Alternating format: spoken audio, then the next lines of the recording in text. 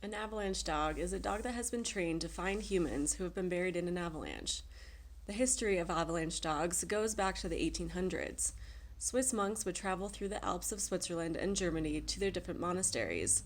Oftentimes, a Saint Bernard would lead the way.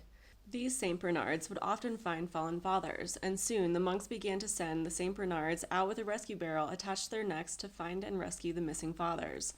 It wasn't until the 1930s that the Swiss Army began to train canines specifically to rescue people caught in avalanches. St. Bernards were soon replaced with shepherds and retrievers because they travel well, they are smart, they have an instinctive work ethic, and they have had much success in rescue work. In Vail, Colorado, the ski resort has been using avalanche rescue dogs for almost 10 years now. I sat down with 2 Vail ski patrollers and their furry companions to learn more about life on patrol. I'm Caroline Whalen. And I'm Matt Whalen. How long have you been on patrol? It's going to be my 13th season. And I've been on patrol 20 years.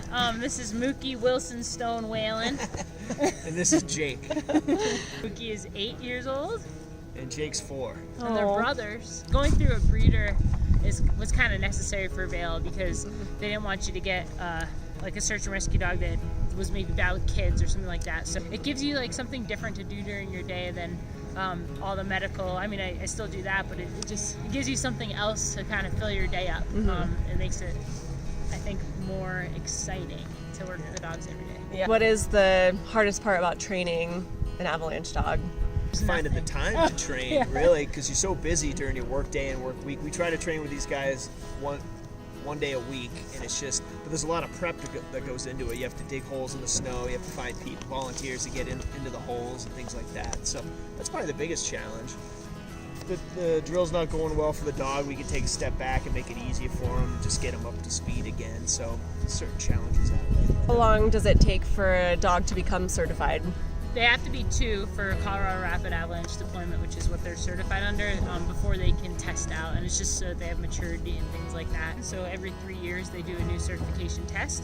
And and then they can fly all over the state of Colorado. Jake flew to over in Frisco last year for a training exercise too. Yeah, we do that actually a couple times a year. Helicopter will land, we'll fly to Arapahoe Basin, and they'll set up a drill for us and vice versa. So yeah, we definitely train with other ski areas.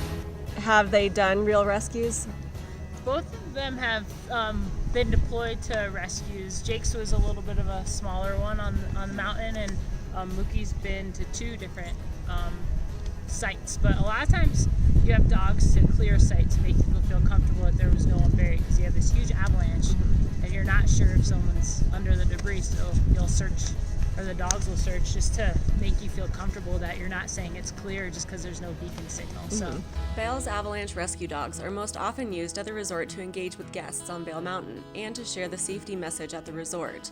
The dogs are also fully trained and capable of being used as part of a first response team in the event of an avalanche. You know, for us, they're not only our pets, but they're our avalanche rescue dogs, so they're another like tool we can use for an avalanche rescue. The dogs are great. They can find people a lot faster than humans can.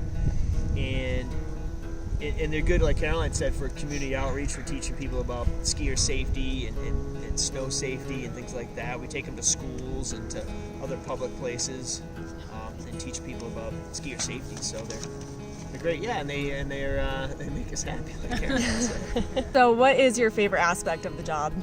the dogs. Yeah. With the dogs. Yeah, no matter what. I love all aspects of the job, but working with these guys is the best.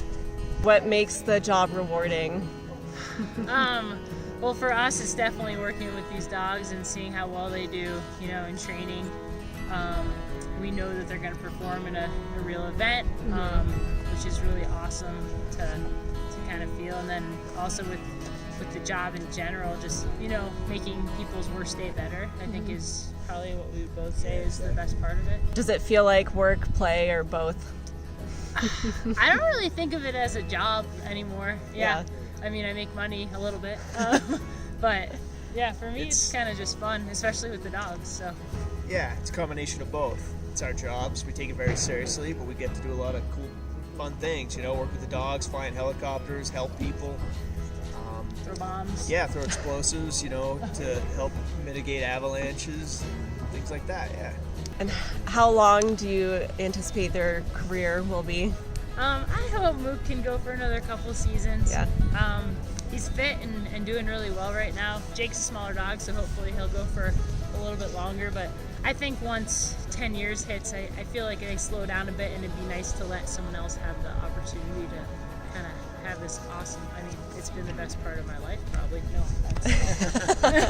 Don't take it. Thank you so much. And yeah, good luck on this next season. Yeah, thank you. And yeah, hopefully we'll get lots of turns in. Yeah. Lots of snow, lots of turns.